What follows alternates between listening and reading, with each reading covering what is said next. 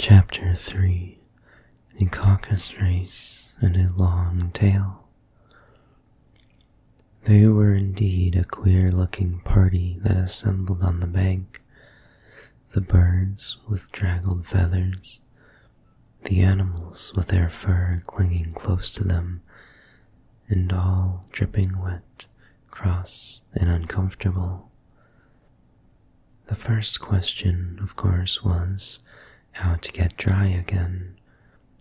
They had a consultation about this, and after a few minutes, it seemed quite natural to Alice to find herself talking familiarly with them, as if she had known them all her life. Indeed, she had quite a long argument with the Lorry, who at last turned sulky and would only say, "I am older than you and must know better." And this Alice would not allow without knowing how old it was, and as the Lorry positively refused to tell its age, there was no more to be said. At last the mouse, who seemed to be a person of authority among them, called out, "Sit down, all of you, and listen to me. I'll soon make you dry enough." They all sat down at once in a large ring, with the mouse in the middle. Alice kept her eyes anxiously fixed on it, for she felt sure she would catch a bad cold if she'd not get dry very soon. "Ahem," said the mouse with an important air. "Are you all ready? This is the driest thing I know. Silence all around, if you please." William the Conqueror, whose cause was favored by the Pope, was soon submitted to by the English, who wanted leaders, and had been of late much accustomed to usurpation and conquest. Edwin and Morcar, the Earls of Mercia and Northumbria. "Ah," said the Lorry with a shiver. "I beg your pardon," said the mouse, frowning, but very politely. "Did you speak?" "Not I," said the Lorry hastily. "I thought you did," said the mouse. "I proceed. Edwin and Morcar, the Earls of Mercia, Northumbria, declared for him, and even Stigand, the patriotic Archbishop of Canterbury, found it advisable."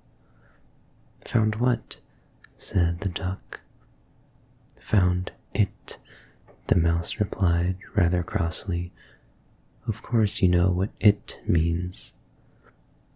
"I know what it means well enough. When I find a thing," said the duck, "it's generally a frog or a worm. The question is, what did the Archbishop find?" The mouse did not notice this question, but hurriedly went on. "Found it advisable to go with Edgar Atheling to meet William and offer him the crown. William's conduct at first was moderate, but the insolence of his Normans— How are you getting on now, my dear?" it continued, turning to Alice as it spoke. "As wet as ever," said Alice in a melancholy tone.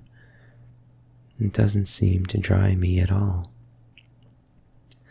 "In that case," said the dodo solemnly, rising to his feet, "I move that the meeting adjourn for the immediate adoption of more energetic remedies."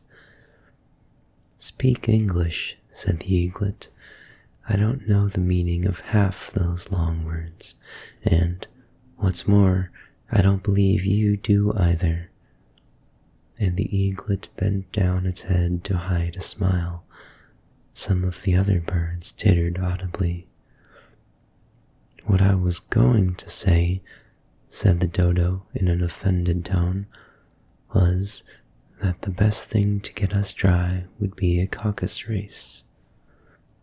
"What is a caucus race?" said Alice. Not that she wanted much to know, but the dodo had paused as if it thought that somebody ought to speak, and no one else seemed inclined to say anything. Why, said the dodo, the best way to explain it is to do it.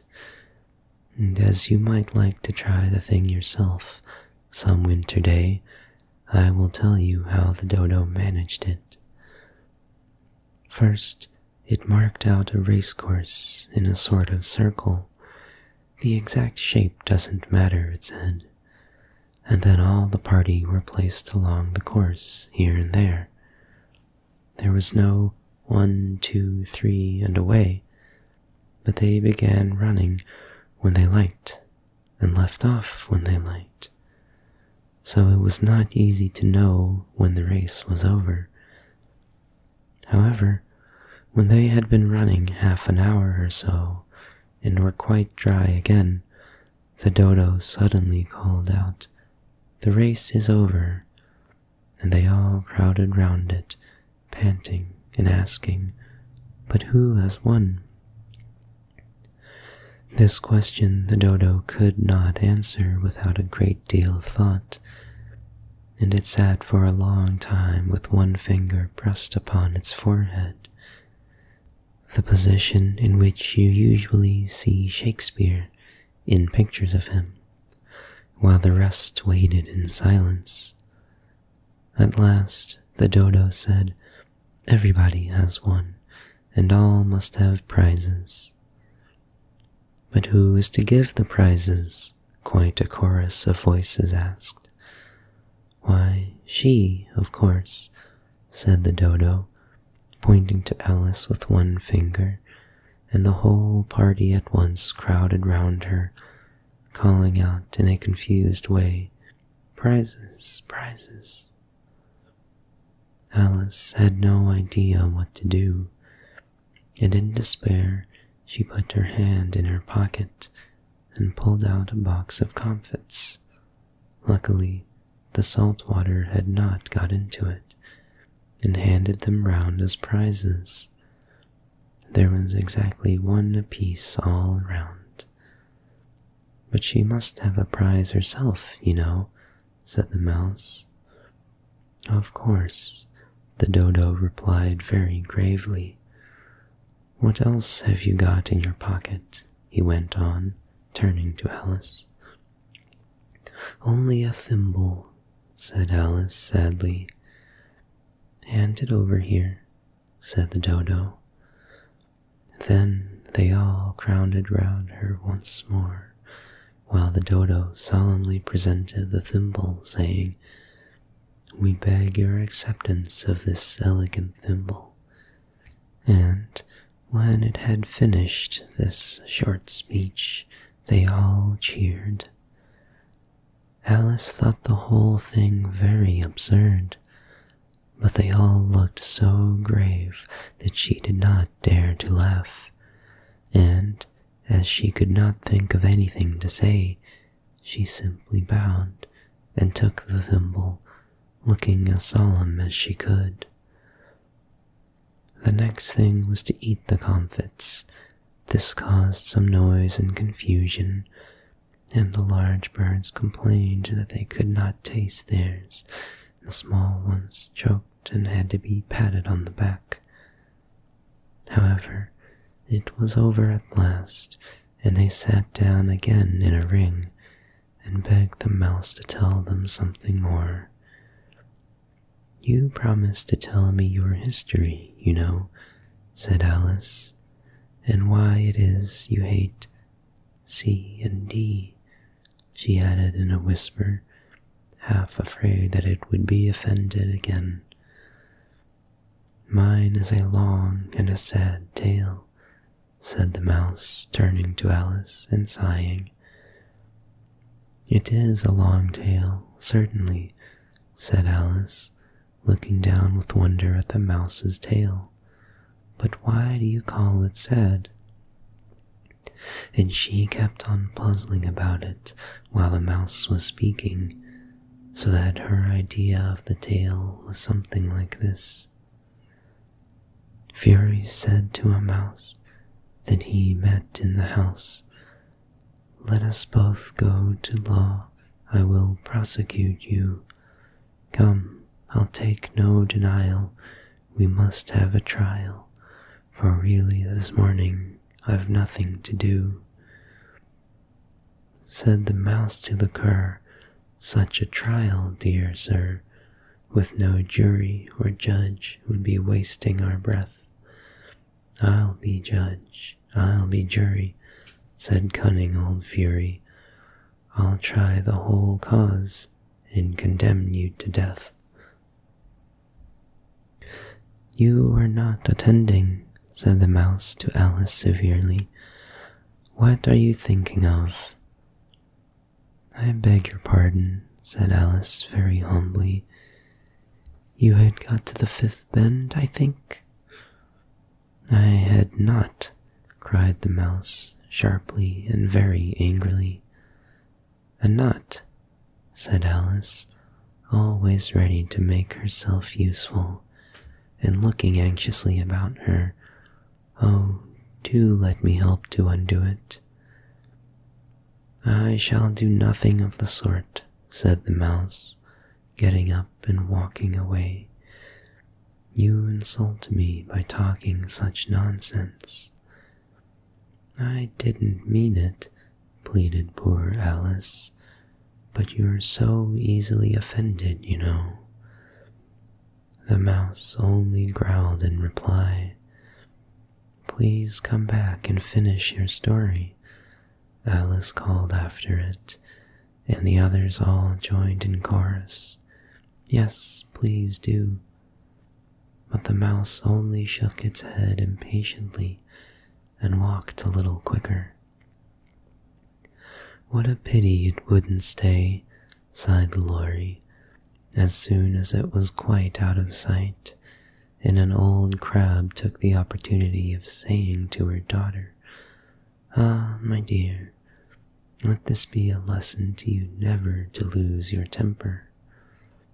"Hold your tongue, Ma," said the young crab, a little snappishly. "You're enough to try the patience of an oyster." "I wish I had our Dinah here, I know I do," said Alice aloud, addressing nobody in particular.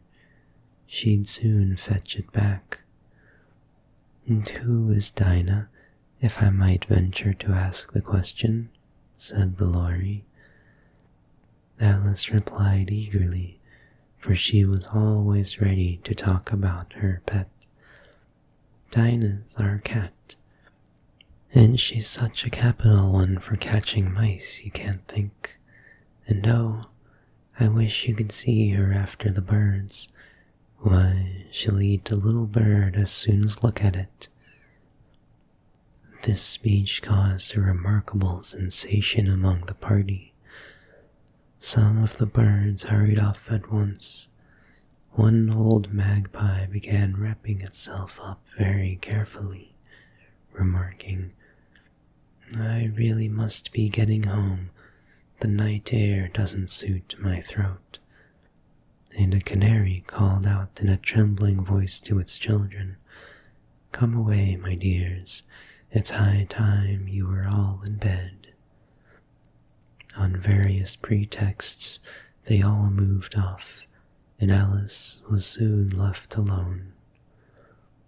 "I wish I hadn't mentioned Dinah," she said to herself in a melancholy tone.